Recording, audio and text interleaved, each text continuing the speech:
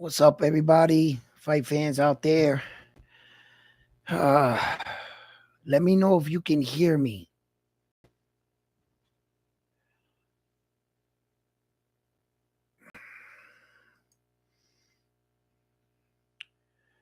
Why isn't this coming up over here?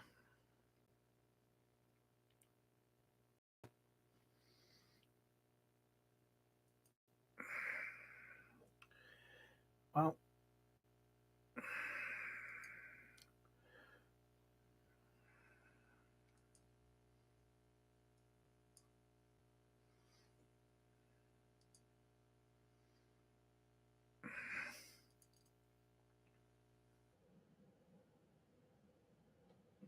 all right.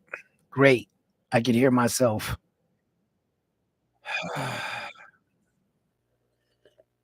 You guys hear me loud enough?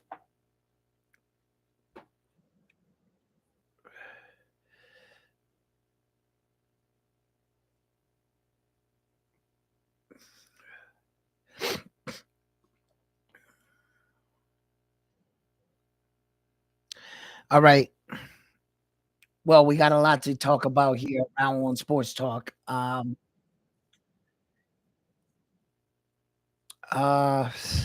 what can I say? A disappointment night for Jermaine Ortiz, first of all.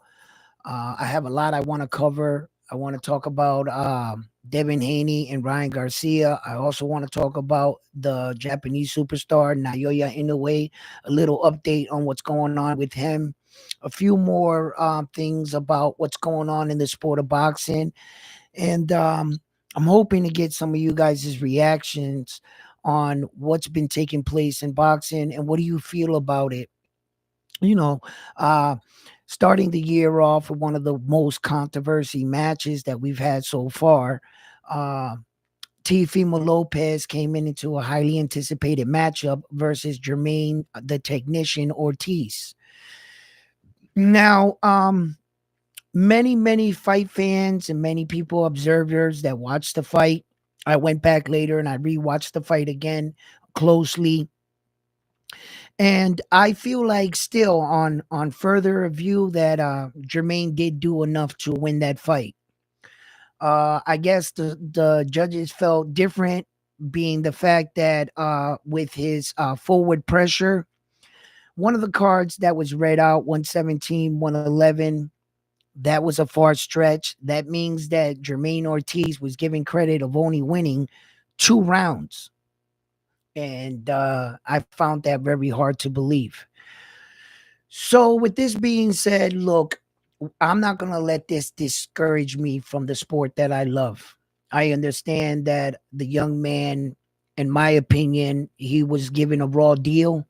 The wrong man's hand got lifted that night. I believe that Jermaine Ortiz lost the match. Teal won the match and Jermaine won the crowd. Um, so where does Jermaine go from here? Now, I've been looking, fairly close at the landscape of what's been going on in boxing, right? Okay. So Briel Matias has a fight scheduled. Okay. Devin Haney and Ryan Garcia are going back and forth on social media. They're acting like they want to rip each other's necks off. So I think that this fight just might get made. My personal opinion, I don't think that Ryan Garcia is ready for this fight against Devin Haney. Okay. But the young man wants to dare to be great. I can't fault him for that. Um, and he wants to secure some big money fights as well. That's one that you can secure. So I see that Devin Haney and Ryan Garcia are going to be busy too as well. And Teofimo Lopez is just not going to shoot the rematch with Jamie Ortiz, Jermaine Ortiz. He's not gonna shoot the rematch with him. I don't think he'll do that.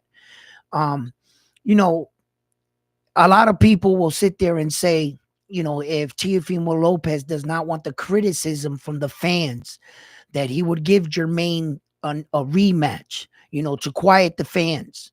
What else does he have in front of him? As quiet as kept. I'm going to reveal something right now to you guys. That fight against Jermaine Ortiz and Teofimo Lopez was not sold out.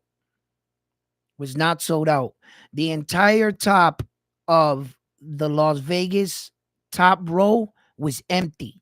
That means that Teofimo Lopez is struggling to sell fights. That means that the fans are turning on him. That means that what he's claiming out of his mouth and his performances are not adding up. Meaning, Teofimo Lopez is claiming to be among the elite fighters in the world with Terrence Crawford, right? Okay. And if you're going to claim to be the elite fighters, you can't win one fight, lose a fight, come out, win a fight, luck last a performance, skin by your teeth, win another fight, be criticized for another fight. You see, there's a pattern with Teofimo Lopez, and it's starting to show. Okay. And when you don't have impressive, dominating performances like he once did in the beginning of his career, and now at this point of his career, he's talking more than ever. In the beginning, he was Teofimo Lopez, the takeover, and he was coming out and he was putting in work. Now he's even more boisterous, but less performance. And the fans are starting to notice. I believe from a manager standpoint, he needs to put it all on the line and give Jermaine Ortiz a rematch. But whether he does that or not, I don't think he will. I don't think he wants to get in the ring with Jermaine Ortiz, seeing that he couldn't even hit him on that night. He could barely touch him. Okay. Yeah, I do believe Jermaine should have applied a little bit more pressure to secure the victory, but I want you to remember what took place on this night. He suffered a gash, a cut over his eye, over an accidental headbutt. That has to be playing through the back of his mind as the fight is progressing. Jermaine was in a position where he felt like he was already winning the fight, so he didn't feel like he had to take that much more chances or give him opportunities, seeing that he's cut. In that moment, if he took some chances and he hit him in that eye and opened that cut more, they could have stopped the fight and awarded Teofimo Lopez a TKO stoppage. Because the doctor could have said, you can't see out that eye no more. So he had to protect that eye. That was an ugly cut. It was right over his eyelid. One good shot can split that open like that, fight's over. So Jermaine, that's in the back of his mind. That's in the back of his mind. He's like, look, had he not suffered that cut, I believe he would have rocked and rolled in the 11th, 12th round. Because he would have went in that round with no cut. He'd have been like, okay, let's bang. And I'm going to tell you what, he was never scared of Teo. And the judges didn't even take this into consideration, that every single time Teo did one of his antics in the ring, like invited him, Jermaine accepted it and excelled in those transitions. He got the better of Teo every time Teo invited him in. Teofimo Lopez was the one taking steps back. And if you want to go by forward aggression, they should have looked at that. Not a guy just stalking, but not doing very terribly nothing. You see? And that, when the judges can't determine by effective punching, they go by a forward aggression. A forward aggression you have to give something with your forward aggression. Even if they don't feel like you were connecting on the punches, you were being the aggressor by throwing. You can't be awarded aggressive forward points by only going forward. That has to be established. You see, just because you're pushing me back by going forward, going like this, but you're not doing anything, forward aggression must be determined by also aggression. The guy could be blocking and they could say, well, we can't determine if those punches got in, but he was throwing them. Let me get a round one. What's up? All right. What up, my man? All right. Damn it. Today's one of those days, as you can see, I'm just filming like on this, but I'm going to try to hit you with it. I'm not sure if you heard that right there, but you know what I mean? We're going to get the mic closer because this is the only way I can get it. Shit's going wrong for me right now, but I'm still keeping it popping. You know what I mean? That's for my man right there. All right. Thank you for staying up and watching the fight with us, bro. Round one. Yeah, man. You know it. Um, Look, guys, I love boxing, and if you guys are tuning in and you're watching my show and everything like that, you're a fight fan too. And we're not the type of fight fans that I want to stay with just one fighter. Just one fighter. I'll always support my fighter, but I have a broad perspective to all fighters because I love talent. That's what I love. I love talent. I love the sweet science. I love when two men are mixing it up, and I also love when one guy is showing that he is levels above everyone else, and that's what I love about this boxing game right here. Um, Teofimo Lopez, what can I say about him that I haven't already said? He's just gonna have to do what he has to do as far as Jermaine, the technician Ortiz. Where does he go from here? I believe he should fight the winner of Rolly Ramirez and Isa Pitbull Cruz. I think that's where he fits in. I'm not afraid of him fighting anyone else in the division as Subriel Matias and Tank Day. I mean, sorry, Devin Haney. I'm not afraid of him fighting those men. Okay. I just want him to be ready to fight those men. I believe Jermaine Ortiz possesses the skills, but he's also learning on the job. Let's also keep this in mind that was his second professional 12-round fight.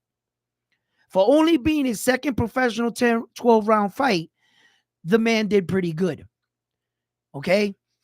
So, where you're seeing right now, unfortunately, he's going into the deep end of the pool. Most of these guys had built their records and then got the experience, then challenged for world titles. Jermaine is kind of learning on the job as he go, daring to be great. The young man needs to be commended. He's not worried about ending his career on zero. He's worried about securing legendary status and belts. He does care about the victory though. So that being said, you know, Naoya Inoue, the Japanese superstar, once again is making, they're always putting someone's always attaching their name to that gentleman right now because he's on fire. He is truly on fire in the sport of boxing. He's taking care of business and he's doing everything he needs to do to secure his legacy. I really like this young man, the Japanese superstar. He's really showing that when you dedicate yourself to the sport, you can achieve a lot of things. Okay. And with the right skills and the right people in your corner, you can even go further. All right. But once again, Casamera, he's coming around, and he look, a lot of people are calling him out. And to be honest with you, I believe some of these men missed their opportunity. Okay. Unfortunately, I think that the Japanese superstar is already headed in a different trajectory. Yes, he is. He's at the point in his career where if you don't have a belt, if you don't have anything to offer him, I don't think he's going to fight you. I don't think we're going to get the Casamero fight. And I also don't think we're going to get the MJ fight. I think that ship has sailed, to be perfectly honest with you. I think he's only going to fight Luis Nares one time at the 122.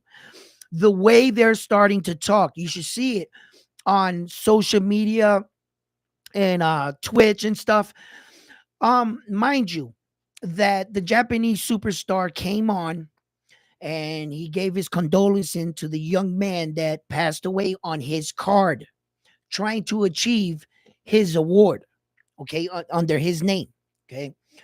So, you know, he feels real bad about that, um, and he was like giving encouraging words to his other fellow countrymen, Japanese fighters and stuff, and you know, it to it's always good to bring yourself up again. You see, not that he was ever down, okay, but let's just picture this. He fights again at 122 if he defeats, because I'm not just going to always say that he's just going to beat all these guys. I give these guys respect. If he beats Luis Nares by fighting at 122, another title defense for the 4 belts, exciting, yes, but explosive, not so much. You know what would be a great move? Entering the 126, Japan would go crazy, right? It's just marketing. It's just a good business move on my behalf. I believe so. Staying there and fighting, you're taking care of Japanese is villain. At least they made him out to be. Luis Nares. You don't got no real beef with MJ. He doesn't have any belts. You don't really have any beef with Casamera on your end. The only person that's barking here is him. That's it. You don't hear Naoya Inoue calling him out. No. So I believe that those ships have passed. And I believe that although he will be giving Japanese, he'll be giving them that moment with Luis Nares, right? That explosive moment. If he defeats him, you defeated Japanese, the guy that disrespected us. You got our revenge. That's going to be the one that. What are you going to do? Another title defense after that? You're not going to beat that. You're not going to beat that. You see, you got the bad guy. The other guy is just a fight. But moving up to 126, now you're making noise. So you see, history books start to be moved around. Names start to, now that's making some more noise. And I've talked about this. The minute he steps in 126, that's when shit's gonna get real for this guy right here. Oh, it's gonna get real, man. He's just catching so many people with this. So, as well as there has been no delays reported up to now with the fight. Both fighters are in the gym right now training. Both fighters seem to be on schedule. So, I don't see because remember in the Stephen Kubo Fulton, there was a delay. There was a hiccup in between there. So these types of things can happen, as you can see with Tyson Fury right now. All right. So, fingers crossed, because I look forward to seeing his fights. I really do. I look forward to seeing his fights. I like I said, I love to see the sweet science. I love to be impressed with a man so highly skilled as this gentleman right here. Just on the Teofimo Lopez card, you know, um, I wouldn't say that I was completely impressed with all the people on the card, but Abdullah Madison with that walk-off knockout, he just the read he read there, he kind of like was walking closer to the guy, and he had to be reading it. He said, if in his head, if you throw that jab at me, I'm gonna shift and I'm gonna come right over the top and I'm gonna knock you out. And sure enough, here comes the jab. Hey, and for that young man, 19 years old, 19 years old. Keep in mind of the age. Japanese superstar was 19 when he made his professional debut. Within that calendar year, he became a world champion. Abdullah Madison has, what did he have? I think it was 11 fights. This was his 12th or something that with this one, right? And that's very good. That's very good. It shows that he is preparing himself for that journey of becoming a world champion. And I believe one day, very shortly, Abdullah Madison is going to become a world champion. Now, as far as fighters like Keyshawn Davis has an even lower record than Abdullah Madison.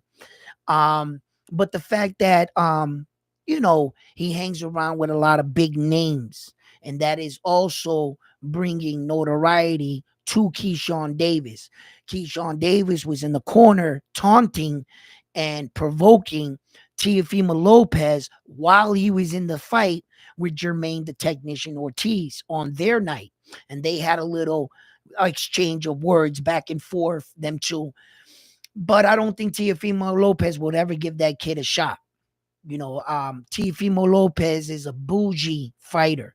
His nose is up here. Those type of fighters where that he's gonna try to convince you don't deserve it because you haven't earned it yet. In order to avoid to fight you. He's played that card numerous times in several of his fights. Tio has in the past. Yes, he has. There were champions at 140 that were calling him out. He didn't fight those guys. I know he fought Josh Taylor, but listen, he Tio knows what he's doing. So as far as a lot of these fighters right now and the way things are starting to shape out. You got one young fighter, Shakur Stevenson, hanging it up. I retired. That's funny. um just fighters, just they go through shit. They go through a lot of stuff in their head, and they got to do a lot of soul searching. Like Tank Davis, I haven't seen him in the ring for quite some time, but I have been seeing him all over social media, either getting arrested, baby mom situation, cops being called to the house, hit and run situations. I have seen him in the news lately more than I've seen him in the ring. Yes, in fact. So it's up to the fighter themselves to realize that this is your job. And while you're at your job, you have to perform in and outside of the ring. Boxing in all aspects, you chose this life for yourself. Maybe you don't want all the cameras in your face and you want a little privacy, but guess what? That comes with being a superstar or a professional athlete. You know, people are fans, and what you do outside of the sport reflects on you.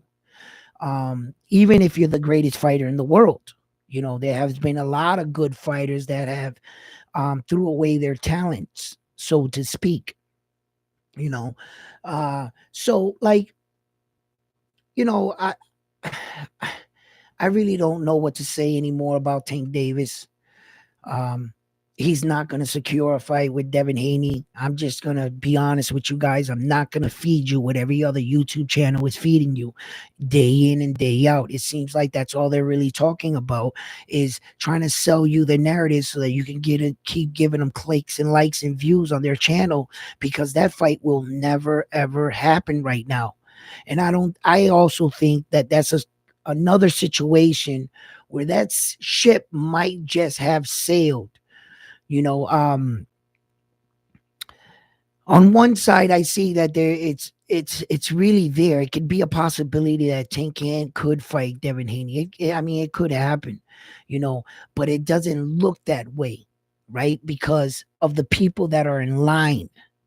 Okay, look, if Devin Haney does take this fight with Ryan Garcia, his very next fight, you know what's going to happen? Subriel Matias is going to move up and get in his face and want to unify those titles. All right. Um, Teofimo Lopez, I listen, if he didn't fight him throughout the beginning of his career, he didn't fight him at 130, he didn't fight him at 135, he didn't fight him at 140. He's just, I don't think Tio's just not going to fight him.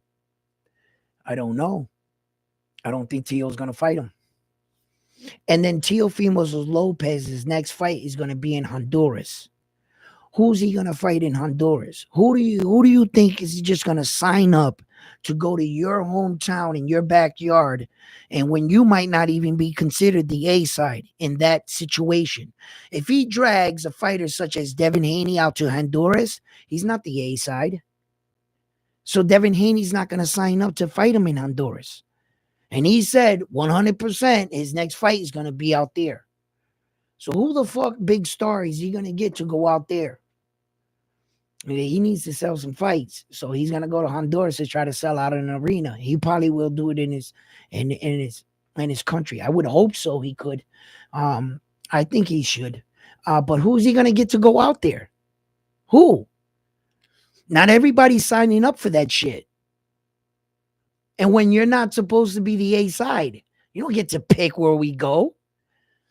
I don't think he has that kind of leverage right now. So the only thing he can do in order to go out to Honduras and successfully give his fans out there a fight is bring somebody lower from the division. I believe his next fight is going to be from a hereditarily unknown fighter. You know, most of you might not know who he is. Some will. And that's who his next fight will be against. Mark my words. He's not going to get any big names in the ring with him. You know, he's definitely not fighting Subriel Matias. He's not fighting Devin Haney. So, and it's not because they're not there. It's because they already have fights scheduled. At least Subriel does, not Devin Haney. But he ain't gonna fight him. So, yeah, I don't see that happening.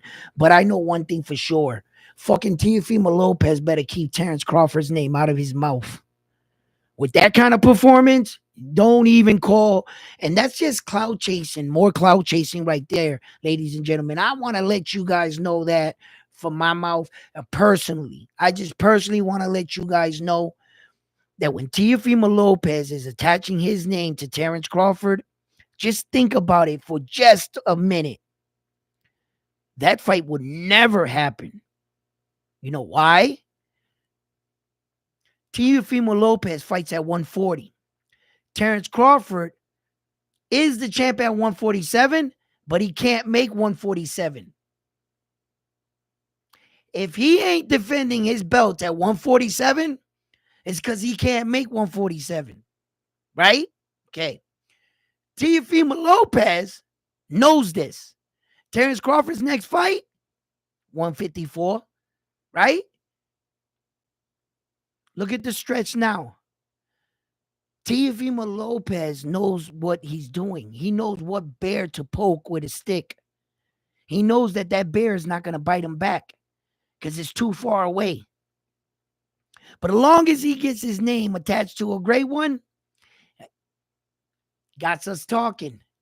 I saw right through that. I was like, come on, that's cloud chasing at its finest. Teofimo Lopez would never, ever, ever get in the ring with Terrence Crawford.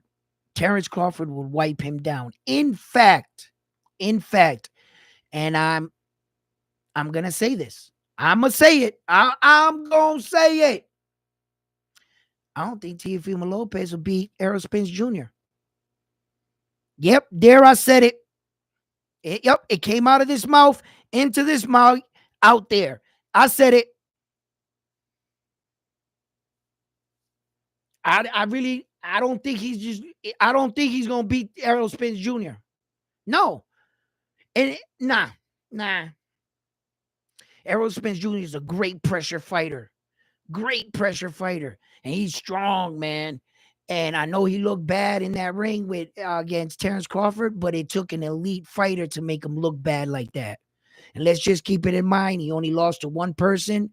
He looked that bad, but he beat 99% of everyone else. And he got 3 belts. He didn't do that by just rolling out of bed. All right? I do not believe that Teofimo Lopez can beat Errol Spence Jr. And Errol Spence Jr. is not done yet. All right? So if I don't think he can beat Errol, I sure the fuck don't think he's going to beat Terrence Crawford. Why would you buy into the fact of believing that fight would even be a possibility.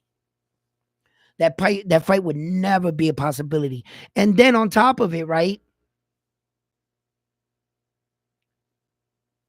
For what belts? For what belts? I'll wait. Whose belt are you fighting for? You're not fighting for yours, T.O., at 140 because Terrence Crawford obviously is not going down to 140. And you're not fighting for Terrence Crawford's belts at 147 because he's not making 147. So what are you go fighting for? At a catch weight for what? For the world can see you whoop your ass? You actually believe that Teofimo Lopez would voluntarily sign up for some shit like that? Let me go up here and fight you at a catch weight for no belts, just bragging rights, not putting anything on my legacy as I get older. I get a potential shot of getting knocked out or losing, you know what I mean? And embarrassing myself even further, right? Because that'll go down as a loss, okay? He might not lose his belt, but he ain't gaining anything. Well, I guess what he would gain would be beating the best fighter in the world. Yes, he would gain at least that title. But once again, I don't see Terrence Crawford fighting Teofimo Lopez for nothing when he has so many options in front of him. Terrence Crawford can fight for belts right now. The winner out of Tim Tszyu, whatever. He could do whatever he wants. He could even fucking try to seduce Canelo Alvarez, to fight him up there or something. But he has way better options than fighting Teofimo Lopez that's just running his mouth for nothing. That's clout chasing. Tio knows that. Terrence Crawford's trying to tell you guys that. He's like, yo, this guy really don't want it. He's just attaching my name. People, please don't buy into what he's saying. Terrence Crawford's been trying to tell you. And I'm trying to tell you, it's true what Terrence is saying. Tio don't want that smoke, man, and he never did. But hey, it is what it is. Look, I know for sure that as we go further into 2024, the year, there's gonna be a lot of great fights. And just like I said in my previous videos, be prepared to see your favorite fighter lose. I watched one of my fighters lose. Might not be my favorite fighter, but a fighter that I hold close. In Jermaine, the technician Ortiz. That's what kind of year we're gonna have, and I called it, and I knew it, and we're in for it. We are in for it because when you saw the kind of year that we had last year, a lot of promotional companies and networks, they firsthand they saw it for themselves. They saw it for themselves, and then they saw the Saudis taking interest in boxing. So boxing is evolving, right? And with things evolving, a lot of fuck shit happens. And I'm going to be honest, there's no other way to sugarcoat it. I just got to come out and say it. When things change, in order for things to get better, they got to kind of get worse. You ever have a cut, right? You cut yourself. It's bleeding. This is bad. You stop the bleeding and you patch it up. And then all of a sudden, the next day, you go to look at it and it looks infected. It looks worse. In actuality, it's healing. It has to make a scab. It's going to look worse before it gets better. And with like everything in life, when things are starting to look good, I expect them to get worse to sort their way through so that they can get another system in place. And then things will get better. And, this world taught me that. Life lessons taught me that. And these are my expectations because I prepare myself for these kind of situations so that I don't get mad and fucking rip my TV off the wall and want to throw it out the window when I get decisions like that, because I'm kind of preparing myself at the same time. And I understand that this is how things sometimes transpire. So, I expect this right now as they sort through things, as they sort through the networks, as promotional companies, managers, fighters all come together and start to deliver some of the biggest and best fights. We're not always going to get the best fighting the best, but hopefully we get great fights. And then in between, some best fighting the best. You're not always going to get the best fighting the best. It's not the UFC, where the UFC basically goes off with the fans' reactions. Who's yelling? Who you want to see him fight him? And they'll put the fight together. But boxing, it's a little bit more complicated than that, as you can see. Boxing, they do their training camps, and you have to notify all these people, hotels, and the city, and where people are going in, and there's just a lot more hands in the pie in boxing rather than the UFC. You got one guy, Dana White, calling all the action. He's got like one guy that's a promoter that it's got like 200 guys under his thing, so they all work with one guy. It's just very cut and dry, to the point business, but it is a meat grinder of a sport, the UFC. Yeah, I mean, your career is expectancy in the UFC on average right now, for as long as in the UFC, on average your UFC career is less than 3 years. You'll take so much damage on average, you'll only see that fighter for up to 2 to 3 years. The great ones will have 6 years, 10 years careers. But as you notice, you've never seen a UFC fighter with a 20-year career. It's just, if you could do that, that's fucking crazy, you know. It's just a real meat grinder of a sport, because it's a tough sport. The other day I was watching some podcast, and I was seeing Rampage Jackson on a podcast. And if you're not familiar with him, he's a UFC legend, fighter from way back.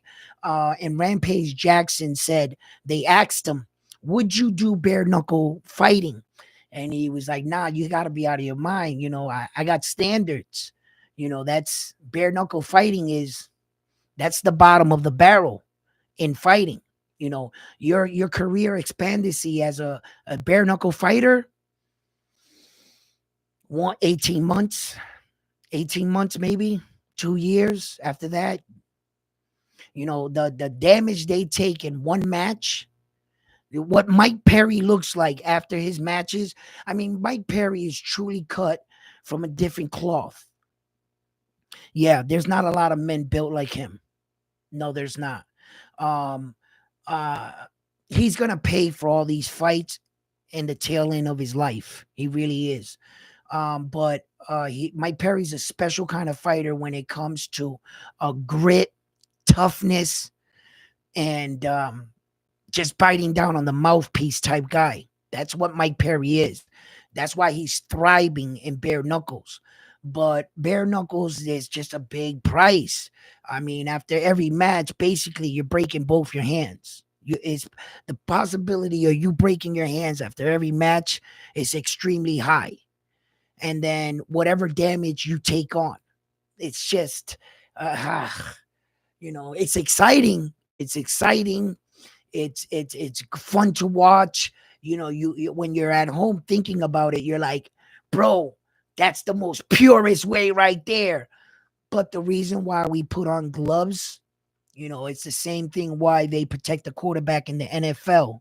What they started to realize in the NFL, what they started to realize was, um, there's not an elite quarterback born every day. There are hundreds of men that can throw a football, 50 yards down the field, and some can even throw it harder than the others. Okay. But out of those 100 guys, who can throw it and hit a moving target? Now the crowd gets even smaller. And then who can be accurate and play in the game when the lights are the brightest? Now the, the group of men even gets smaller. So in order to find and mold an elite quarterback in the NFL, how many teams right now in the NFL has an elite quarterback? 2, 3 teams? Tops? Maybe there's might in today's standard, maybe 4 elite quarterbacks in all of the NFL right now. That's it. So they started realizing, you know, people were complaining, oh, you're making the NFL soft. You're making it soft. But bro, if you took out Tom Brady in 3 years, we would have never had 20 years with the man. I'm glad they put those rules in and they protect the quarterbacks now, because I understand as a business aspect, if you can maintain your quarterback, you'll maintain your crowd, your fans. You got something while you got someone throwing the ball. You see? And you could build off that year in, year out. Now, if you let your quarterback get clotheslined, body slammed, broken up, you won't have that quarterback much longer. In 2 years, he'll be done. And you'll be scrambling around for another college kid that ain't even half as good as your elite quarterback. Something's got to be put in place for the protection so that you can be able to see that athlete and enjoy him for an extensive period of time. When athletes try to do too much and do too many sports, they took away years from us. We would have saw Bo Jackson a lot longer in the NFL had he not tried to always do 2 sports and fuck up his hip sliding into home plate. Right? We would have got to enjoy Bo Jackson. Right? And I believe he would have been a great football player or even a better baseball player. Just stick to one thing, though. Sometimes we try to do too much. You see? And in the sports, when I would have loved to see Michael Jordan for 15 years, bro. But some motherfucker had to go and shoot his father, bro. Right? And get him all depressed about gambling. Let the man spend his own money. The media gave him shit, so much shit, that he said, man, I'm done with you guys. I'm always putting my life under a microscope of what the hell I do with my money.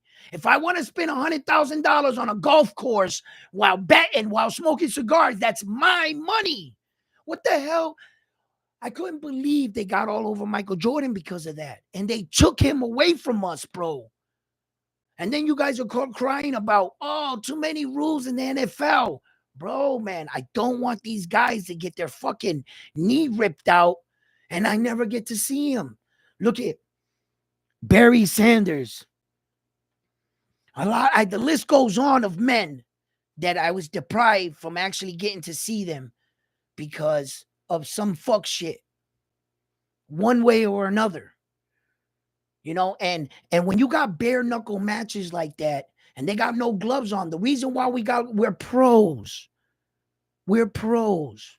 We want to fight, but I want to see that guy fight again. We got some gloves on our hand. I can hit you just as hard and knock you out. Fine. You can live to see another day and even fight.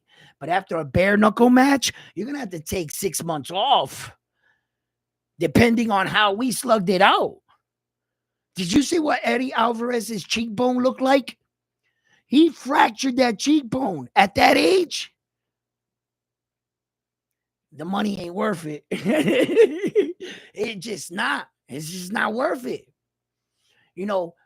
It's easy to sit at home, and the one thing you don't take into consideration when you're judging these athletes, the punches to the face, the getting slammed from behind from a guy that's 6'10", 285, moving like a guy that's 180, athletic as fuck, chasing you down. Okay?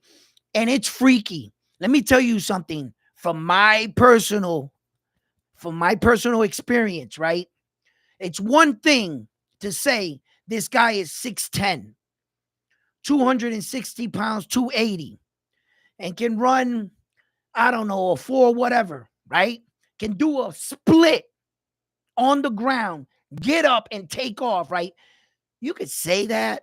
You know those kind of men exist, but I'm gonna be the one to tell you, until you see it with your own eyes, you don't realize how fast these guys in the NFL truly are. I went to a bullshit tryout, like one of those combine things, and these were guys that weren't even going to the NFL. It wasn't like a real NFL, man. This was like one of them European type things where they try out here and then they get shipped out there type deal. Because one of my boys was in it, right? So, I happened to go there that day. I saw him out there. Let me tell you something. When I saw those men, the size of them, because I'm a pretty athletic dude, right? And I move really well. And I can probably dance circles around most people, right? When I saw the way that they were moving, I was shocked. And I was like, even on TV, they look fast, but they don't look that fast. And when you see them, it's like getting in and out of huddles, it's just ridiculous, bro. Do you see what athletes are really capable of doing? So, I respect the games, but I would like to see my athlete prosper throughout their career, cheer them on, be able to see a full career. Um, Tom Brady taught me that, because I love Joe Montana just before that. And I was just too young. And when I finally figured out what Joe Montana was doing, he was gone. That's how I felt anyway. Um, and then I got to see Tom Brady for 20 freaking plus years, and that was just remarkable. So, and that's what I think about bare knuckle matches. It's just there's just levels to it. Some people like it. I respect it. But I'll stay with my boxing. I'll stay with my boxing. Um, and we do have some other news coming up. Well, I have some news announcement that I wanted to come up and bring to you guys. I'm just gonna hold up for 1 second. I started thinking about it, and I was just like, well, let me double down on this one right here. I'm gonna go look up some more things. I got something I want to say, and we'll talk about that later. But I've learned my lesson with speaking early on things. Yeah, I learned my lesson. So I make sure before I announce something that I got it with a stamp of approval. At least I got a receipt. You know what I mean? Hold up. I wasn't completely wrong. Look, so, yeah. So guys, look, I've been sitting here chopping it up with you guys. Thank you for the likes and everything. And, look, to tell you guys the truth, I'm just going to take this time out right here just to talk a little bit about just a little bit about my situation, what I've been going through here. So, it's not really about boxing, but look, I I've been pursuing this covering boxing and stuff, and I gotta truly be honest with you guys.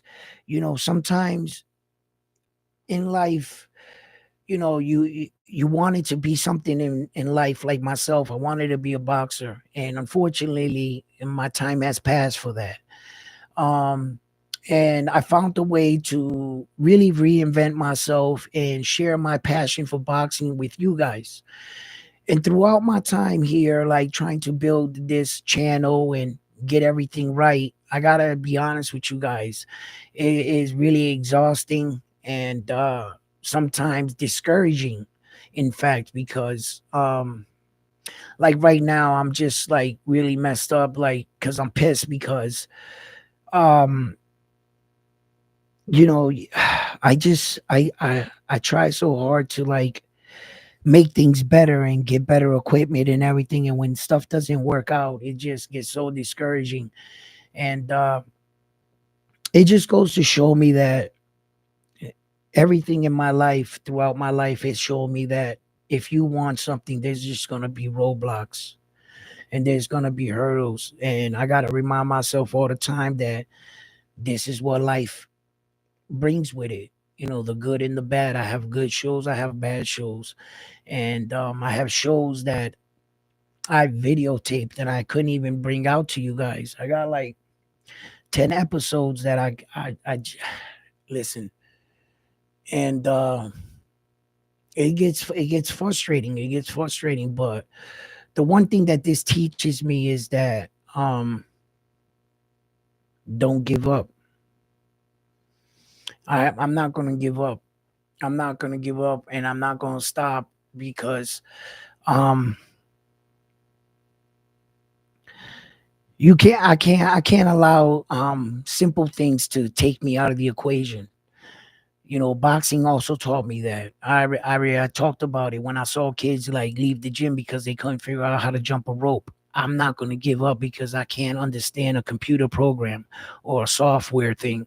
I'm not going to give up because I can't get my microphone to connect to the auto interface every day. Like it's disconnecting every day for I don't know what reason. And I'm frustrated. I'm frustrated. I've logged on many times and put up shows as you guys can see, and sometimes that I couldn't go on, and I apologize for a lot of that. Being young and reporting and stuff, and being young with putting everything together, it just really like you know um it's really testing me. It's really testing me. And I'm not going to shy away from competition, and I'm not going to shy away from this test. It's frustrating. It's humbling sometimes, to say the least, in a unique way. Uh that the the a camera or the functioning of a microphone can cause your day to go to the right. Yeah, that's frustrating sometimes, but uh yeah, if you want something in life, you have to go after it. And giving up is just the easy way to, you know, it's just too easy to give up. Seeing things through, working on it, failing, getting back up, failing again, getting back up, failing again, getting doors closed on your face, having people hang up on the phone on you, having people not taking your channel seriously, having people tell you that you need to get more subscribers in order for them to talk to you, having people, all this, and then getting discouraged and saying, when I finally get up there, right, one day they're gonna want to talk to me, and I won't want to talk to them, and having the understanding of saying, nah, man, I am gonna talk to them, even though because I have to build my brand. And learning how to do all of this and maintaining it all is just, you know, but I thought to share all this with you guys just in case if you're going through something in your life and you see that times are getting tough for you, um, embrace it, embrace it, embrace all the trials and tribulations with it. Don't allow that shit to get you down. Don't allow it. Just keep striving forward, man. That's all I can do. Every day I feel like sometimes I go on and I feel like I'm gonna lose people and stuff like that because of the way the low the volume. I can't figure this shit out, man, for the life of me. And I try, but perseverance, baby, perseverance, perseverance, man. I'm gonna get this shit, bro. I'm gonna get this. I just know that I'm good for it. I just know that I'm meant to do this. Something inside of me. So look, I'm fucking stressed out, bro. Pissed off, but I thought I would vent. And if you gave me an ear, thank you. I appreciate it. I gotta get this shit popping right now. Listen, love you guys. Did you see Nayoya say how Ortiz has no what?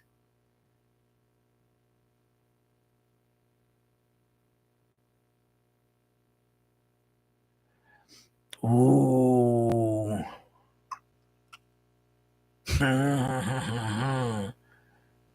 No, I did not see that, in fact. I'm gonna go check that out. But you want to know something?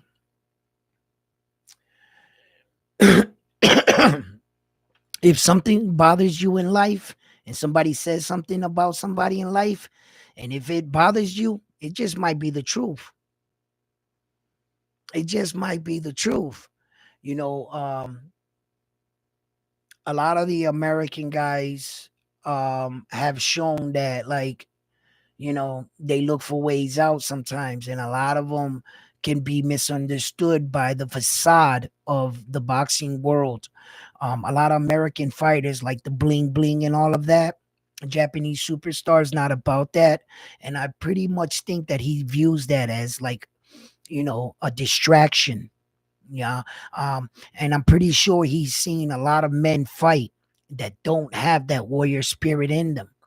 Um, you know, uh, you gotta have that. You gotta have when and where. And what I think the Japanese superstar was describing in Jermaine Ortiz, he was describing his inexperience, and he was taking his inexperience and not saying that he has a warrior heart.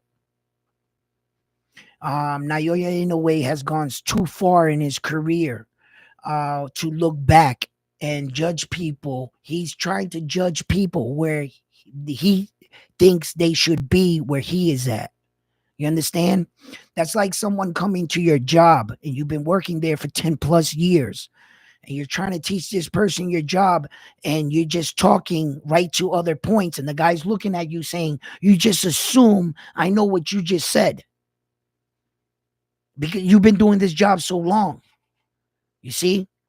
Naoya Inoue, I haven't even heard the statement, and I'm going by what you say, but I could already analyze what he's thinking.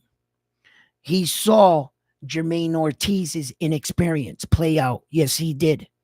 He saw that in those moments he needed to turn on that warrior spirit and know when to go in for the kill.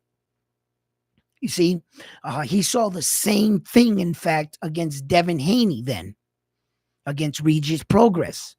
He saw that Devin Haney had him hurt, didn't go in. If the Japanese superstar has you hurt, what a warrior does is a warrior closes. He finishes the show. That's why the Japanese superstar has been criticized for getting hit coming in with that overhand right. He knows he's going to get hit. He's in a fight, but he's willing to get hit to finish the fight. There's the difference between a lot of men. Some men are not willing to do that. Jermaine Jermaine Ortiz on that night, I still believe he would have did better had he not sustained that cut over his eye. He was nursing the cut all night. And good job to his corner for, you know, it was not a lot of blood was coming out of that cut. That was a good cut, man, and he had it in his corner. He really did. Um, so going in and mixing it up in the 11th and 12th round like that with that cut was real risky. But this guy right here, the Japanese superstar, has all the rights in the world to talk and to create his tool in those kind of situations. Why? Because when he had a cut and his orbital bone was broken, he went in. I'm just saying. He had a worser cut, worser situation, went in. Fucking warrior, bro. Jermaine Ortiz is still learning on the job. You can't compare him, and the Japanese superstar can't compare his warrior spirit and his warrior ability and where he is at as a fighter with such a young fighter. And then take that moment and say all Americans don't have that. And as for another thing, Naoya Inoue probably didn't say that. Probably one of his PR people said that, but they told him about they were going to say it type shit. And let's just not remember who shot fired first at the Japanese dudes. The Americans took shots at him first. right? He does steroids, hand wraps. He's a hype job. He's all this, right? If the Japanese superstar is going to shoot something back at the Americans, fair play. He's been quiet this whole time. He's been quiet the entire time. So if he finally came out and said some shit like this, good. Good. Maybe it'll wake some of these dudes up. Maybe it'll make them strive to be a little bit better. Maybe you're taking constructive criticism from one of the best fighters on the planet. Maybe they should be tougher.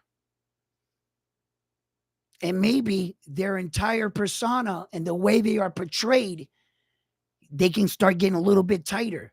Because to tell you the truth, if I was on the outside looking in, I would think the Americans were sweet.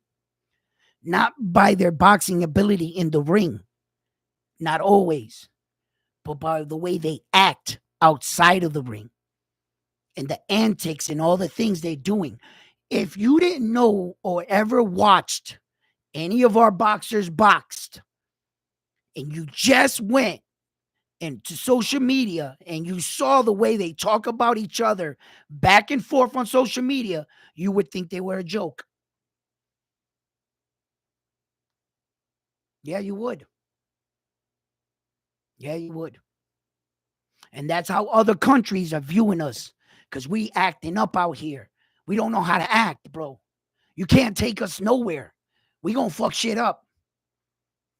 There's very few American fighters that have that aura about them or conduct themselves in like a Brady-ish manner, where he doesn't constantly pat himself on the back, constantly yelling that he's the GOAT, the greatest, but just merely allowing his work to speak for himself. We have very few fighters like that. We do have them, very few. Because in America, being nice all the time doesn't sell tickets, man. Unfortunately. You got to talk shit like Conor McGregor to sell tickets, bro. Apparently. But you also got to be able to back it up. Conor talked shit, but he backed it up at some the beginning point. You know what I mean? And like some fighters talk shit, but they backed it up. You got to be able to back it up. See? So when the Japanese superstar is taking shots like this at the Americans, that's fucking great.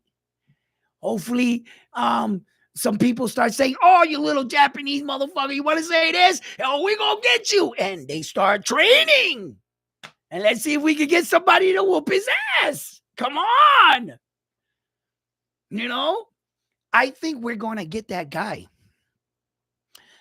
Unfortunately, by time it happens, if it does happen, they're gonna say the Japanese superstar was older, because the kids that I think that would give him a good, they need a little bit more time. And if you give them 3 or 4 years, that's 3 or 4 years on the Japanese superstar's age. He'll be 34, 35.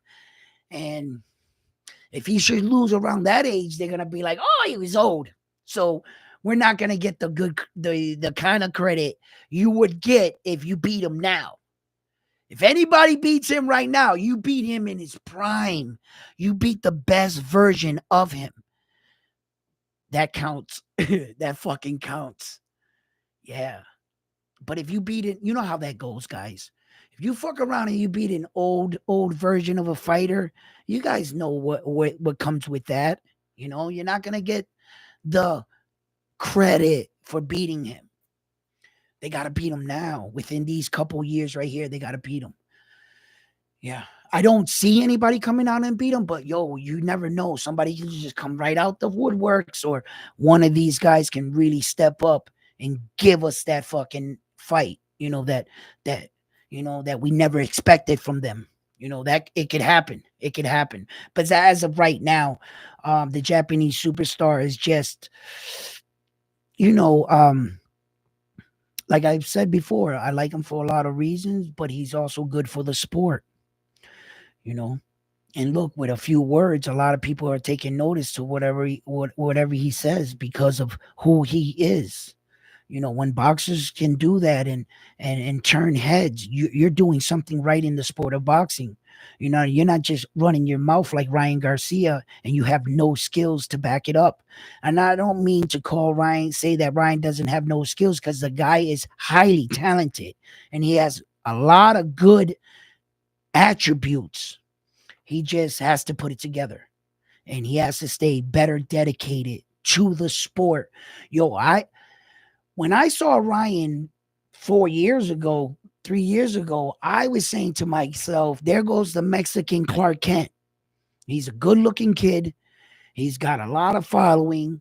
And there's your next Oscar De La Hoya right there. But he just didn't have Oscar De La Hoya warrior mentality.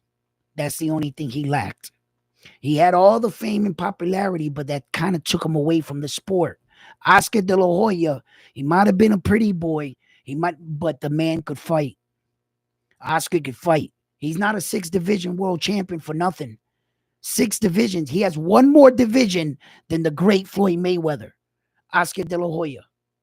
Yes, he does. If you didn't know that. So Mayweather hasn't even beat De La Hoya in divisions. Yeah. So, I said to myself, as soon as I saw Ryan Garcia, I was like, there's Mexico's next superstar right there.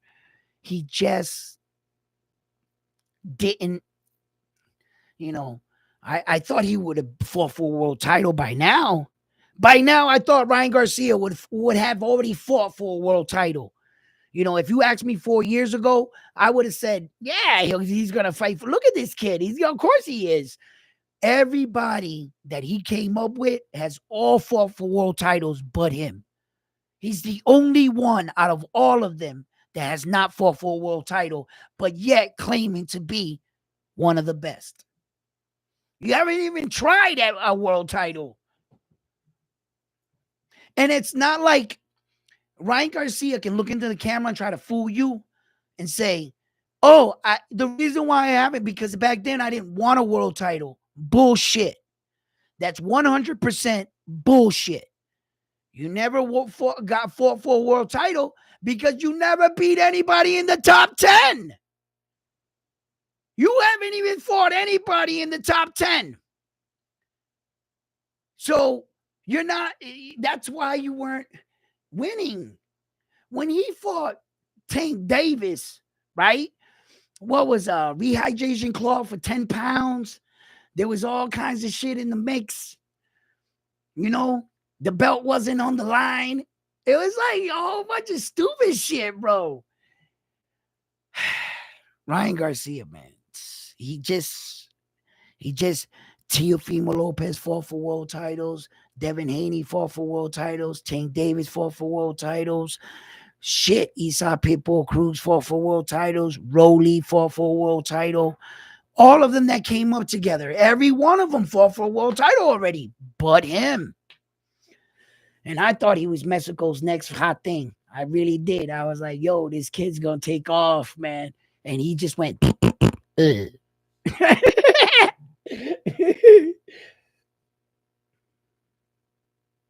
Facts, bro. I believe we have sweet shit going on. Yeah, we do, bro.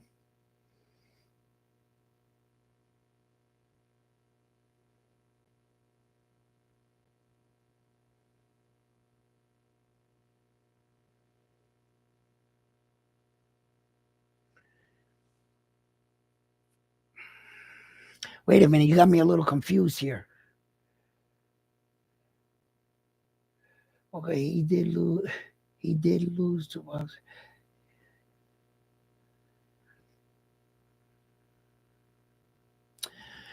Okay, here's the thing with the running style that Jermaine Ortiz utilized against Teofimo Lopez. Okay, let's talk about that. Let's talk about let's determine whether he ran or Teofimo or he was robbed. Did he get robbed in the fight, or was he a track star in the fight? I'm gonna lay it out for you, and you determine. Here are the facts. if he was a track star, right, and you're saying he ran in the fight and that's why he lost the fight, okay, I can hear that. But if I'm not mistaken, right, Shakur Stevenson did more running in his fucking fight against Edwin De Los Santos, and they awarded him the fight. Not only did he run like a track star, he didn't have no offense. At least Jermaine Ortiz, while evading, he gave us something. He fought Lopez. He met him in the corner, right? And if you're saying evading fighters running, what are you talking about? One of the greatest, most evading, elusive fighters in the world is undefeated.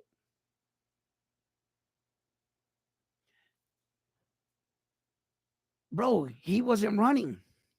He was outworking him, outskilling him, and making him miss by big margins. And I repeat this again, had it not been for that cut, but that's not something Jermaine Ortiz is going to have to learn about, that a cut should not stop you from achieving your dream. You can bleed tomorrow. You see? Right? So, was he running? Or did he get robbed in the fight? You see? Because the judges obviously awarded Shakur Stevenson that victory over Edwin De Los Santos. And I believe, and I know that Jermaine Ortiz did way more than Shakur Stevenson did in that fight. And you can't even say that Edwin De Los Santos and Teofimo Lopez did about just the same. I can't say, because of copy box stats that were the proof in the fight. I remember when they said, here we are in the 6th round and Teofimo Lopez still has not come into double digits in punching in the fight. He still has not come into double digits landed in the fight and coming into the 7th round. I believe that was the first round where he landed 12 punches. So if you're landing below double digits, 5, 6, 7, 8 punches around, he did more than Edwin De Los Santos?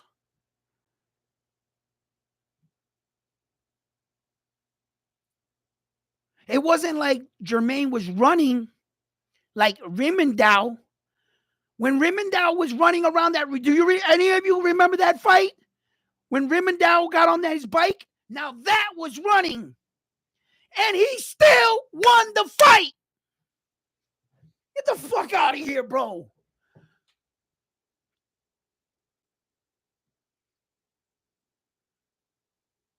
How is this possible? All these guys ran and they were awarded victories. Jermaine got on his bike. There's a difference between running, getting on your bike, and evading. He didn't run from Tio. Tio said, come in the corner. What happened? Who is the one that got out of the corner? Tio. Tio said, meet me in the ring, in the middle of the ring. You're running away. Who took a step back? Tio. Every time he invited that kid in. So that's what I don't get. Running is one thing. Evading, maneuvering, and countering is another. And Jermaine Ortiz was doing all of those things when he was getting his opportunities. It was so bad of misses that Tio had to alert you when Jermaine missed a punch. You saw him, he was trying to play it off. But when Tio is missing, it was apparent that he missed. He was missing by like that much. Big misses. Not no little misses. There was a difference. So, at what point in the fight did Jermaine Ortiz run? That's what I want to know. When did he run in the fight? Because as he was evading, utilizing his footwork, dancing circles around Teofimo Lopez, then countering off of his punches. I do believe I am in agreement where that his work output could have been raised a little bit better from Jermaine. Yeah, I'm in agreement with that. But if I'm in agreement with that his output could have been a little bit better, that means that I'm also acknowledging that he did have a fucking output. It wasn't like he shut down like Shakur Stevenson. I'm acknowledging, yes, he did have an output. I wanted it to be a little bit higher. Shakur Stevenson had no output. Just give me something. There's the difference. There's the difference.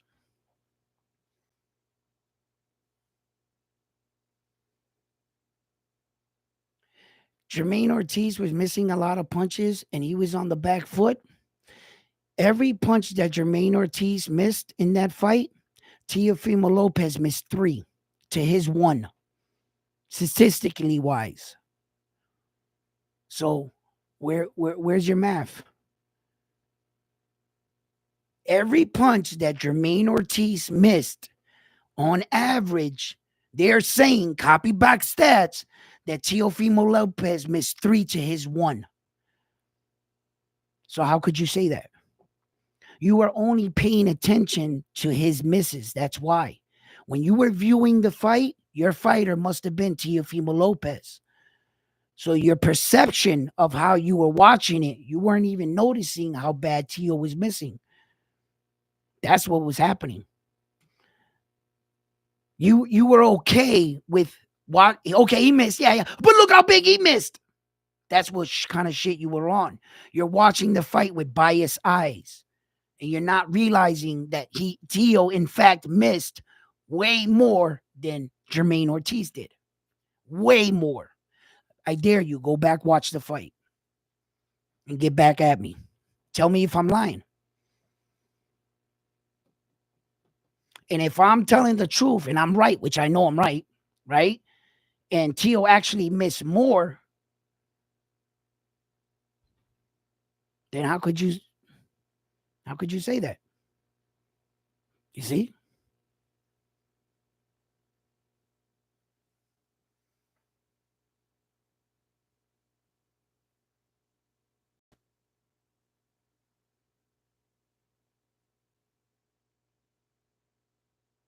It's not that people don't like getting punched in the face. You want to know a fighter that was very successful and had a great career that did not like getting punched in the face? Oscar De La Hoya. Oscar De La Hoya was the kind of fighter that he hated getting punched in the face. He did not want no, yo, listen, he looked at you in the ring when you punched him in the face, like if he was appalled that you just punched him in the face. He's actually in a fight and you hit him, and Oscar De La Hoya's expression was, motherfucker, did you just hit me in the face? Like, bro, I thought we were fighting. We were, you can hit me from here down, but not up here. No, don't hit up here. Yeah, I got a date tonight. Yo, Oscar was like that. Some Americans don't like taking punch to the face, and you also have to keep this in mind. In the gym that Jermaine Ortiz trains in, which in fact, I go there a lot, okay? In the gym he trains in, our motto in that gym, you are here to assist me on whooping your ass. We live by the code of the rules of boxing. Boxing is based off of this, to hit without being hit. That's boxing. Boxing is not for me to punch you, you to punch me, and we're going to see who can duke it out and who could take the most damage. That is not boxing. That is brawling. Sweet science in boxing is for me to dance circles around you, beat the shit out of you, and you not apply any damage against me. You're not supposed to be touching my face. I understand we're in a fight, but I got to shut you down. That's our motto. We live by the rules of boxing. To hit without being hit, and you are here to assist me on whooping your ass. Those are the rules.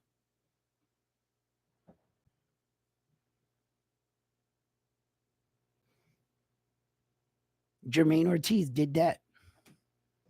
He did that. And let me ask you guys a question. And be honest. Be honest. Let me ask you a question. Did you think Jermaine Ortiz did better and more than Loma did against Devin Haney? Do you think Jermaine Ortiz did more and gave him a better fight than Loma did to Devin Haney? They didn't award Lomachenko that decision, and the fight was that close. And a lot of people felt like Loma should have won that fight.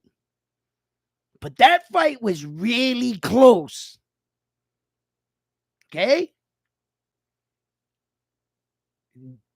I think Jermaine Ortiz beat that champion better than Loma did against Devin Haney. And then for the judges to come out and announce 117, 111, 117, 111, bro? You mean to tell me that you're saying that Jermaine Ortiz won 2 rounds? 2 rounds. You gave that kid 2 fucking rounds in the fight.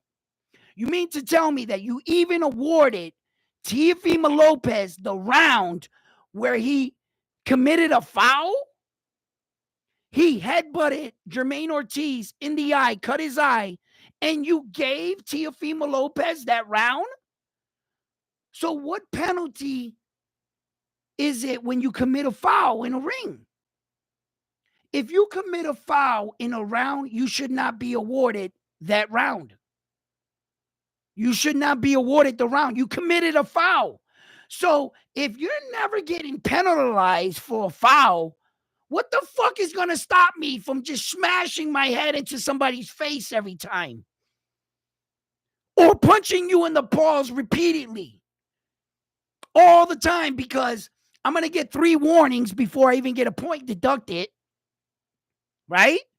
And you know, I could see that because that's hitting you in the balls.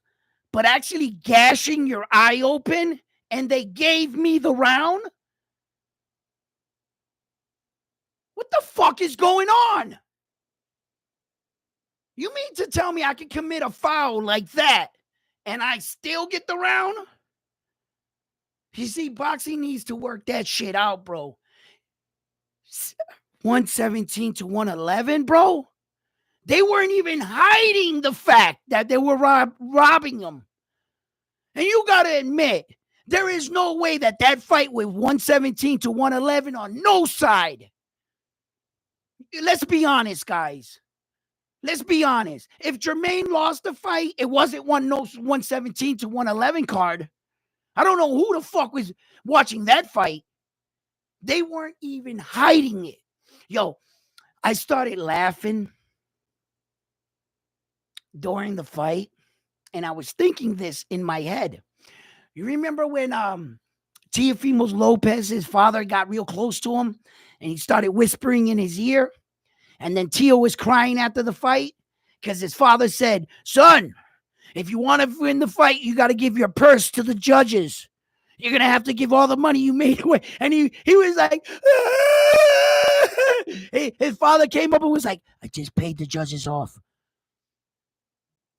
Yo, bro, because 117, 111. Get the fuck out of here, bro.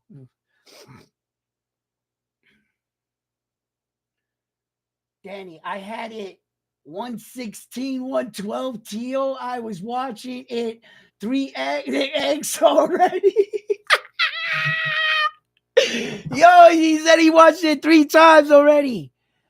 And you say 116, 112, you biased eye watching motherfucker. All right, cool. I'm going to take your opinion, but you one biased motherfucker. Yo, yo, Daddy, you crazy. That 117, 111 card was bullshit. Bro, Teo did not win 9 rounds. You know that. I know that. And homeboy tried to just feed me 116, 112. He said, "I'm going to give you one more round." Yo, Danny, we gonna block your punk ass. Yo, no. Nah. That was in actually class, and he won that 7th round. He won the 7th round with the gas. There has to be some kind of system in the put in place for headbutt gashes like that, because yo, I never got my eye cut with a headbutt, but I've been headbutted a few times. Yo, and your head starts like ringing, bro. With a headbutt, I saw stars, man. And I had headgear on. I was an amateur. And the dude smashed his head into me, bro. And I was fucking seeing stars. If I didn't have that headgear on, he probably would have split my eye. That's how hard he hit me. Yo, I shelled up in the round because my head wouldn't stop fucking spinning, bro. I was trying to play it off. I was a kid. I was trying to play it off and keep my composure like my coach told me to. But I was fucking hurt, man. And had it not been for the bell that fucking basically saved me, because this kid was beating the shit out of me on the ring. When he hit me with the headbutt, and I thought I was okay when I came off the rope. I took the step and everything went boom like that. I remember my head started ringing and I just covered up. There was nothing I could do. I was hurt. I was like, and he kept I all I kept feeling was like pap pap pap. I wasn't feeling the punches because I was already hurt. And then I heard the bell go bing, and then I kind of like staggered back to the corner. I was like this, you know. Uh but yeah, man, those headbutts, bro, they can really fuck the night up, man. And you got that throbbing shit. I know adrenaline's pumping and you don't feel it like quite so, but it still rocks you, bro. It does. So like, yeah, man, I think a rematch would be good, Danny, but I'm gonna keep it funky with you, Danny. Uh Teofimo Lopez is not signing up again to fight that man. You know why? Because the excuse he's going to use is that he was moving too much. Tio's going to call it running. That's the word he's going to use. Okay, he's gonna accuse Jermaine Ortiz of running, and then that would be his excuse for not giving him the rematch. That, oh, I already fought him. He ran. I'm not going to give him another rematch because all he's going to do is run from me. And he's going to use that as a narrative to why he's not going to fight him again. But the truth of the matter is Teofimo Lopez was frustrated that night. He was frustrated. He was being outworked and outboxed in that fight. And by the 6th round, even the copyback scorecards, they had Teofimo Lopez 1 round and Jermaine Ortiz 4 to 5 rounds. It was 5-1 coming into the 6th round on copyback scorecards on the bottom of the screen. I know that's not an official scorecard, but that's what the guy that was sitting there looking at the fight was saying. Now, what they said was the same guy said that Tio won the next 4 to 5 rounds, and that he won the 12th, 10th, 9th, 10th, 8th, 7th, like that. And that's how they said that Tio crawled his way back into the fight. What happened was Jermaine Ortiz started feeding into Tio. Tio knew he was being outworked and he was being beat in the fight. His only shot was to tell him to fight his ego. He was enticing Jermaine to stand there and exchange with him. Tio started gambling on the fact that he had the bigger punch. Jermaine accepted the fact he had the bigger punch, but he wasn't going to give it to him. He was going to take that punch away from him. And if you couldn't hit me with that bigger punch, what else did you have left, Tio? The only thing Tio can do is play into the crowd and egg him on and then try to entice him on to fight him until the fatal headbutt happened, where the fight started to take a different change. And then Jermaine Ortiz even got on his bike even more once he got split, because now he had to nurse the cut and evade him because he didn't want the fight to be stopped. Tio saw his opportunity when he got the cut and he started really going in pressuring. He said, if I can catch up to him, split that cut more, the doctor will stop the fight.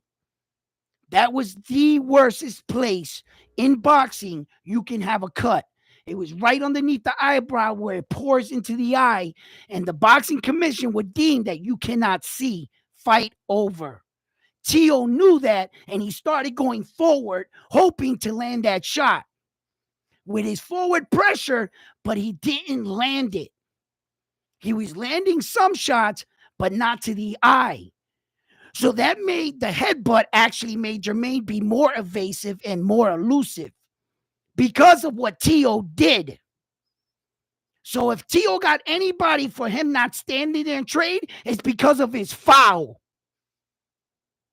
Had he not fucking hit him with a headbutt, maybe they would have fought. Because while they were fighting, while they were boxing, Tio wasn't winning. And if you're going to sit there and say 116, 112, you're saying Jermaine Ortiz won 3 rounds. Why is it leading into the 6, Copybox had him down 5-1?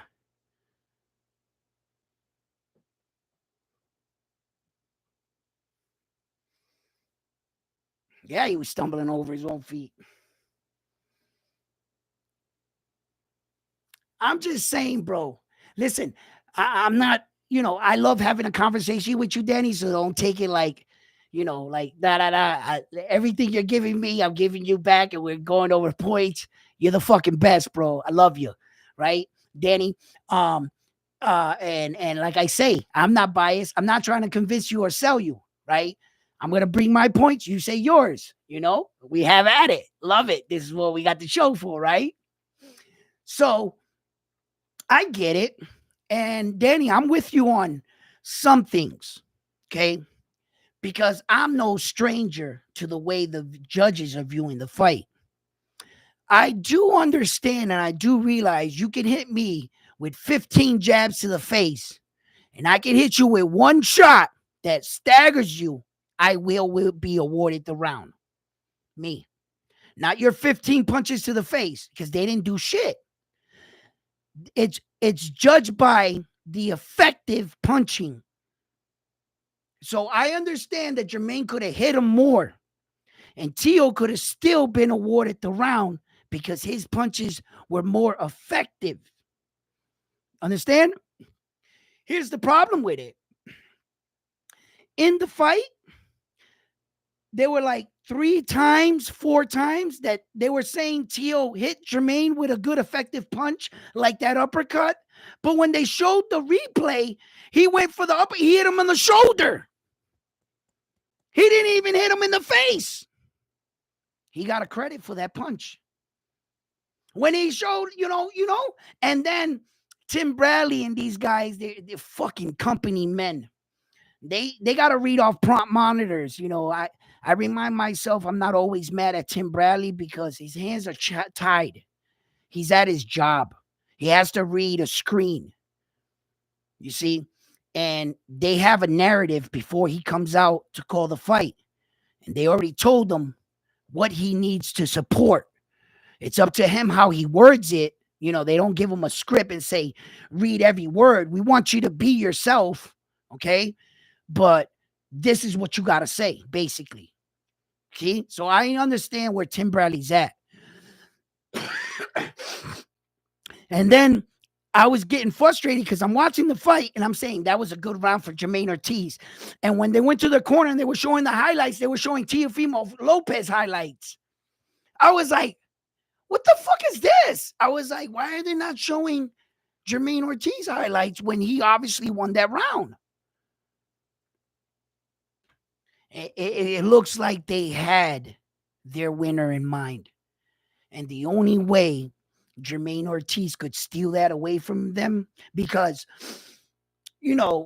boxing to a certain extent sometimes, they have their favorites. Okay? But in this particular incident, Top Rank and Bob Arum won either way. So I believe they just let him fight. Because let's just keep this in mind that both those fighters are top-ranked fighters. Teofimo Lopez is a top-ranked fighter, and Jermaine Ortiz is a top-ranked fighter. It's not like he was from the PBC or somewhere. You get what I'm saying? So Bob Arum, you know, he was going to win either way. So he probably just excused himself and allowed them to do what, you guys fight it. You see? So I I can see sometimes in boxing they already have the script written and they kind of got who they want to win. But the beauty about boxing is you could derail their plans. No one can stop you from knocking someone out. And they'll cheat you. They'll cheat you, but no one can stop you from knocking someone out. Just like when you hear all these crazy controversial stories and things that things are corrupted and scripted in sports. I mean, that is one of the most ridiculous things I can hear humans say about sports, because if you just took 30 seconds to really analyze what you just said, you would see how impossible that would be to pull off. That's impossible to pull off. You couldn't do that in no sport in the world. You couldn't do that in Little League, in a fucking high school. You couldn't do that. That's truly impossible to do. You mean to tell me that the NFL is scripted, that all 32 teams, whatever amount of teams it is, all know who's going to win? You mean to tell me that you can predict injuries? So you could predict that Aaron Rodgers was going to fucking tear his ACL on the first play in the Jets game. They knew his body was going to do that, right?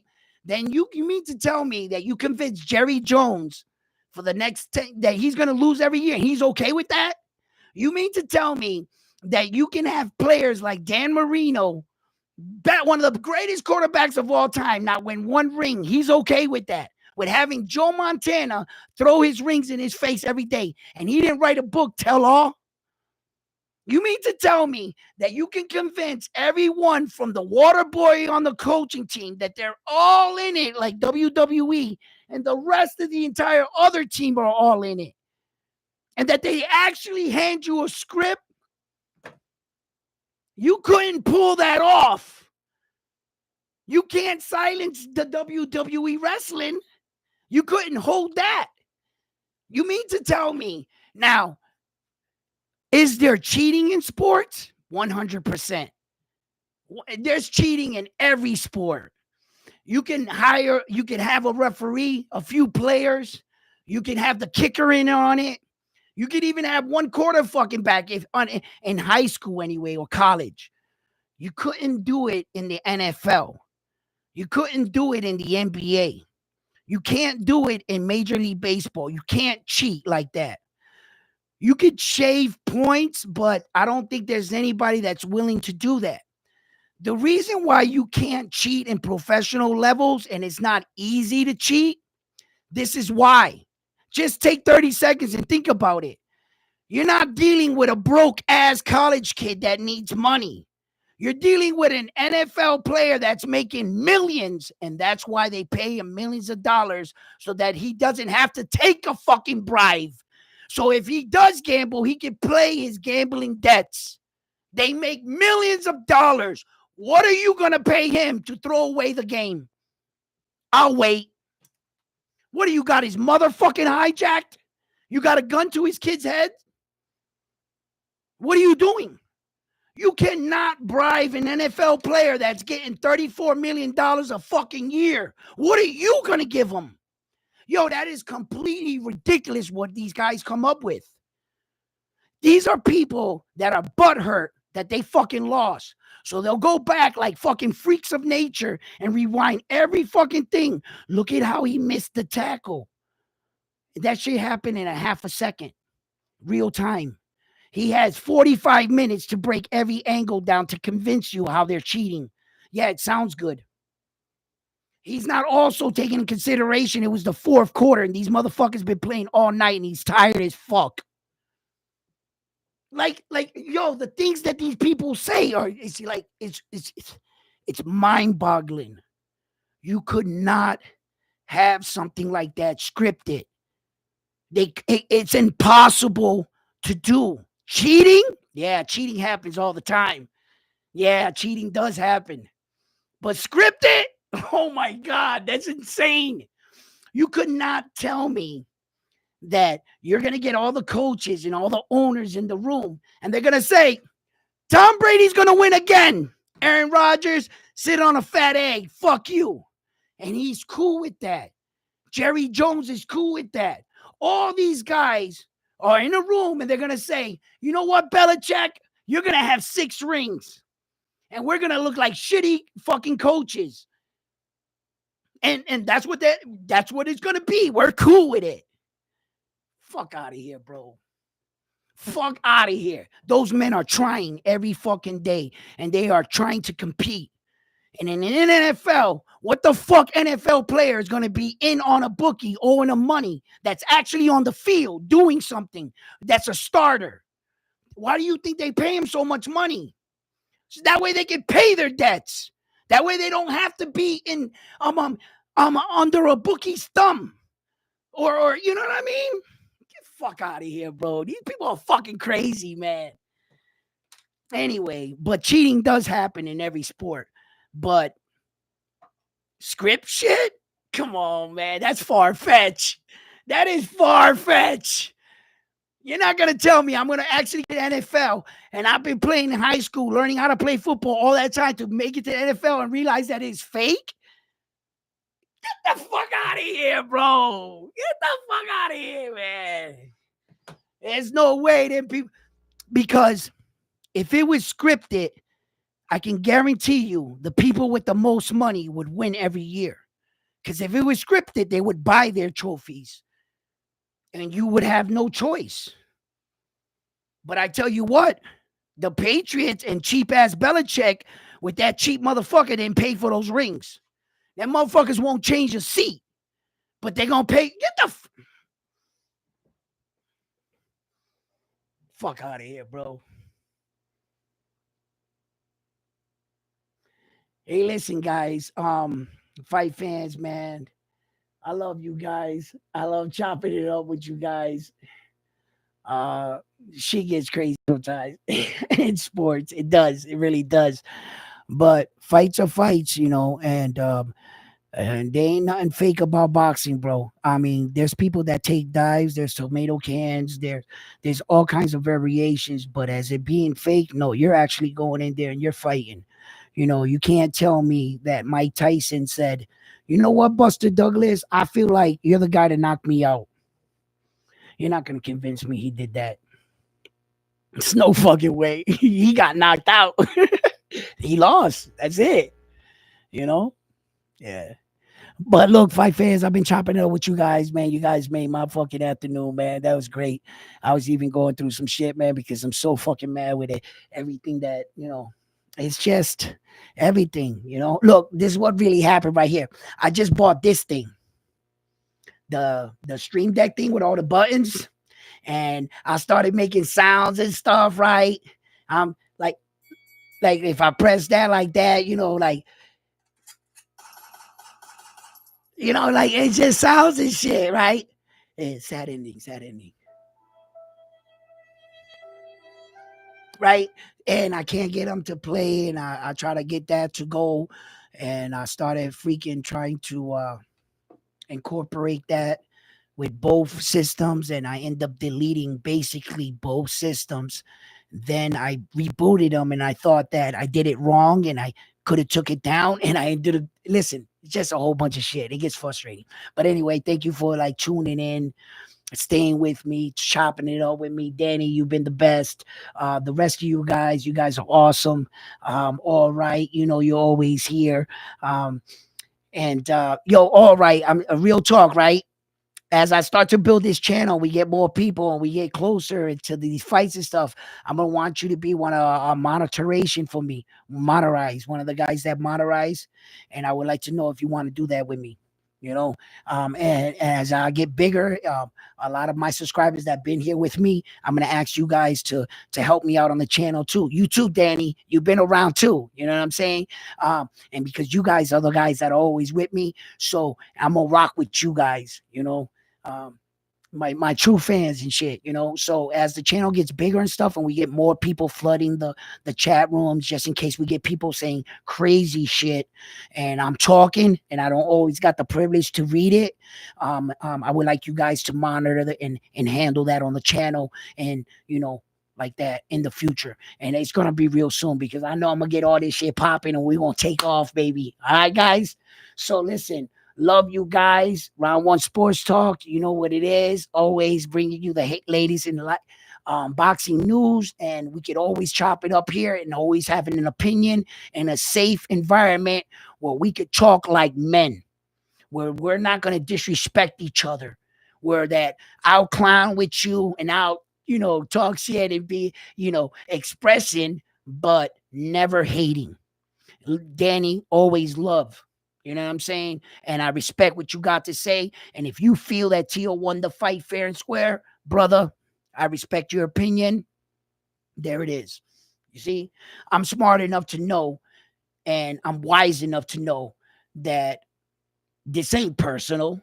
You didn't you weren't one of the judges at the fight, were you?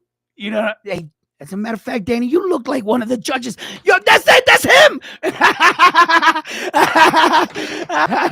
know what I mean? Yo,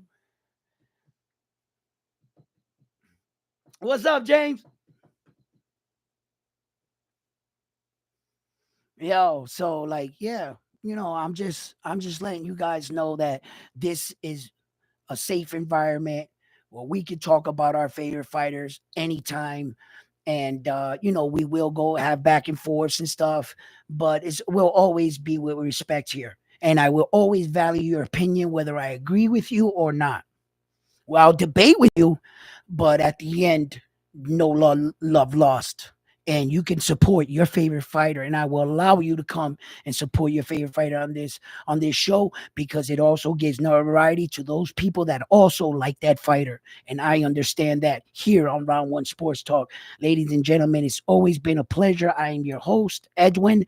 And once again, I'm on to the next one after this video here at Round One Sports TV. Peace.